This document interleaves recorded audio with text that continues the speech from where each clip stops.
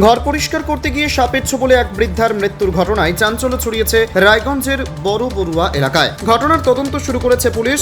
বৃহস্পতিবার মৃতদেহটি ময়নাতদন্তের জন্য রায়গঞ্জ মেডিকেল কলেজ ও হাসপাতালের মর্গে পাঠানো হয়।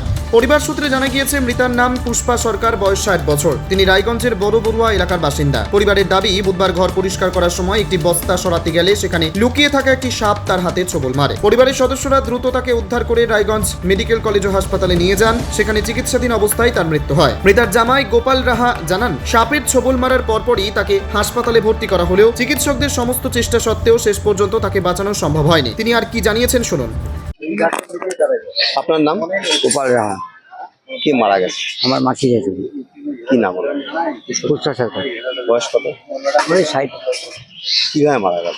উনি সকালবেলা কাজ টাজ করে বাড়িতে ঘরের মধ্যে বস্তা ছিল, বস্তা একটা টানছে, আর একটা বস্তা কিনতে গিয়ে হাতে মধ্যে সাপ কামড়ায়। বস্তা কেন টানছিল? ও পরিষ্কার করলো, ঘরে পরিষ্কার করছে, ঘর পরিষ্কার করতে বস্তা টানায় সাপ কামড়ায়। ও বাচ্চারা বাইরে আছে, বাচ্চাদেরকে বলছে যে এই আমাকে সাপে কামড়ায়, বাচ্চার সঙ্গে সঙ্গে বান দিয়ে ওরা তাদের হসপিটালে নিয়ে আসছে। হসপিটালে নিয়ে আসার পর 15-20 মিনিটের মধ্যে মারা যায়। তাই হাসপাতালে আনার পর মারা গেল? হ্যাঁ, 15-20 মিনিটের মধ্যে মারা গেছে।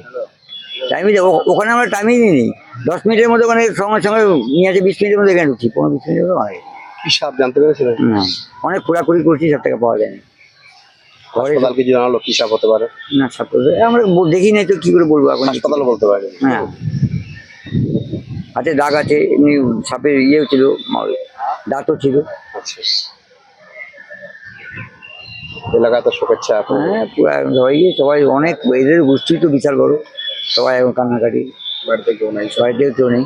আর ওনার তো একটা ছেলে, তাও ব্রেন শট, আর স্বামী একটা মেয়ে আছে, বিহারে বিয়ে দিয়েছে। খুব গরিব আর কি, কিছু নাই, ভাতটাগুলাই খাওয়া দাওয়া। স্বামী নিখোঁজ, মেয়ের স্বামী মারা গেছে, ওখানে শ্রাদ্ধতে গেছিল, ওখানে স্বামী যায় নিখোঁজ তো এখনও নিখোঁজ। 2 বছর হলো না, 2 বছরের মতন এখন বয়স। আর ছেলে একটা, তাও তো ব্রেন শট, পাগলের মতো ঘুরে বেড়ায়। এই মর্মান্তিক ঘটনায় এলাকা জুড়ে শোকের ছায়া নেমে এসেছে। পুলিশ ঘটনার তদন্ত শুরু করেছে। উত্তর দিনাজপুরের রায়গঞ্জ থেকে নিজস্ব প্রতিনিধি রিপোর্ট, টাইমস 14 বাংলা। স্বেচ্ছাসেবী সংস্থা খুলতে চান? তাহলে রেজিস্ট্রেশন প্রক্রিয়া শুরু করুন। যে কোনো এনজিও খুলতে চাইলে এনজিও কনসালটেন্সি আপনাকে স্বেচ্ছাসেবী সংস্থার নিবন্ধন করাতে সম্পূর্ণ ডকুমেন্টেশন তৈরিতে পূর্ণাঙ্গভাবে সহায়তা করবে। Section 8 company registration, trust registration, society registration, pan, tan এবং 12A 80G সহায়তা, এনজিও দর্পণ এবং CSR সম্মতি। এখনই কল করুন 8345817300, হোয়াটসঅ্যাপ করুন 9434187666 এই নম্বরে। মুখের উজ্জ্বলতা হারিয়ে গেছে, স্পট পড়ে গেছে, ব্রণ ভর্তি, তাই আর দেরি না করে আজই আসুন রায়গঞ্জের চণ্ডীতলায় হেলথ প্লাস মাল্টি স্পেশালিটি ক্লিনিকে এবং এখানে পান অভিজ্ঞ ডাক্তার দ্বারা ফ্রি স্কিন টেস্ট। আরো বিস্তারিত জানতে যোগাযোগ করুন 9674895169 এই নম্বরে।